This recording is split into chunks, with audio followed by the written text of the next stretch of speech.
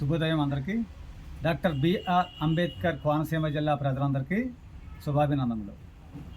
గొప్ప శుభవార్త.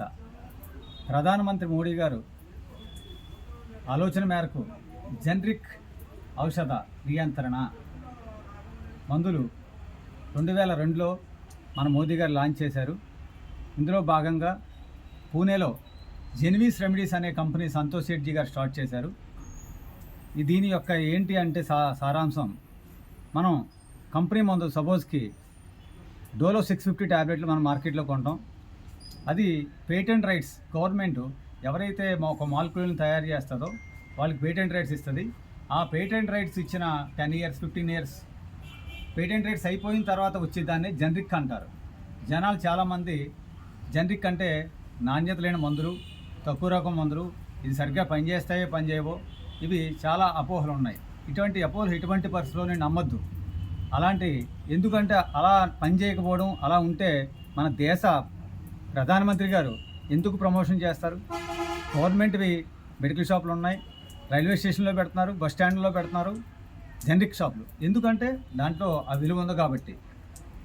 ఇది ఈరోజు మన పాసలపూడి గ్రామంలో మన గన్నవరం ఎమ్మెల్యే గారి చేతుల మీదుగా, సత్యనారాయణ గారి చేతుల మీదుగా ఈరోజు ఓపెనింగ్ జరిగింది.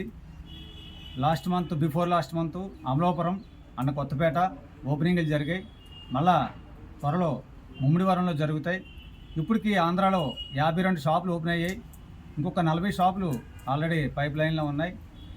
రాబోయే మార్చిలోగా 500 షాపులు టార్గెట్ పెట్టుకున్నారు మా సంతోష్ శెట్జీ గారు. ఈ యొక్క పాసలపూడిలో ఉన్న గ్రామ ప్రజలందరూ కూడా ఈ యొక్క అవకాశాన్ని సద్వినియోగం చేసుకోవాలి.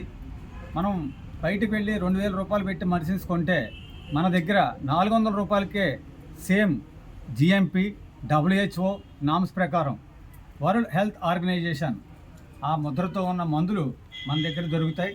ఎటువంటి మందులైనా సరే మనం ఇక్కడ అవైలబిలిటీ ఉంది. ఆన్లైన్లో మందులు కొని మీరు మోసపోకండి.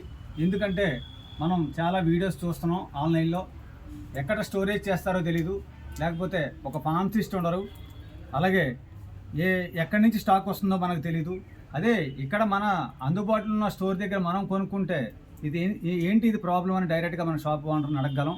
ఆన్లైన్లో కొంటే కనీసం మన రిటర్న్ కూడా అవ్వదు. ఇక్కడ మన దగ్గర చక్కటి అవకాశం ఉంది. జనాలందరూ ఈ అవకాశాన్ని ఉపయోగించుకొని మీరందరూ ఆరోగ్యంగా ఆనందంగా ఉండాలని మనసారా కోరుకుంటున్నాను. Thank you.